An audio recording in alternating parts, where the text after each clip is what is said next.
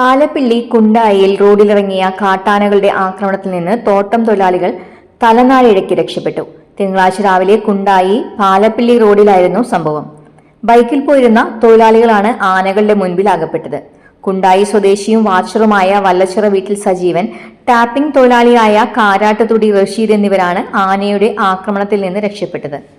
വളവുള്ള ഭാഗത്ത് കണ്ട ആനക്കൂട്ടത്തിലൊരെണ്ണം ഇവർക്ക് നേരെ തിരിഞ്ഞതോടെ ബൈക്ക് റോഡിലിട്ട് രക്ഷപ്പെടുകയായിരുന്നു. തൊട്ടുപിറകിലായി ബൈക്കുകളിൽ വരികയായിരുന്ന മറ്റ് തൊഴിലാളികളും ബൈക്ക് ഉപേക്ഷിച്ച് രക്ഷപ്പെട്ടു.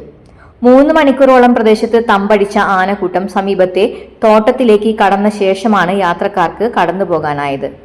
2 കൂട്ടങ്ങളിലായി 25ഓളം ആനകളാണ് പ്രദേശത്തുള്ളത്. തോട്ടത്തിൽ ആനക്കൂട്ടം നിലയുറപ്പിച്ചതോടെ തൊഴിലാളികൾക്ക് ടാപ്പിങ്ങിനിറങ്ങാൻ കഴിയാത്ത അവസ്ഥയായിരുന്നു.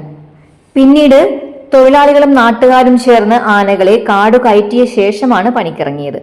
തോട്ടത്തിനോട് ചേർന്നുള്ള വനാതിർത്തിയിൽ ആനകൾ ഇപ്പോഴുമുണ്ടെന്നും ഇവ ഏതു സമയത്തും ജനവാസ മേഖലയിൽ എത്തുമെന്നും തൊഴിലാളികൾ പറയുന്നു. തിങ്കളാഴ്ച പുലർച്ചെ ചക്കിപ്പറമ്പ് ആദിവാസി ഉന്നതിക്ക് സമീപത്തുള്ള മലമ്പതിയിൽ കാട്ടാനകൾ വ്യാപകമായി കൃഷി നശിപ്പിച്ചിരുന്നു.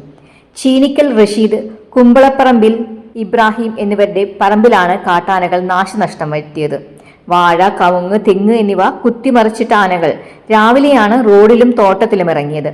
ജനവാസ മേഖലയിൽ ഭീതി പരത്തുന്ന ആനക്കൂട്ടത്തെ കാടു കയറ്റണമെന്നാണ് നാട്ടുകാരുടെ ആവശ്യം.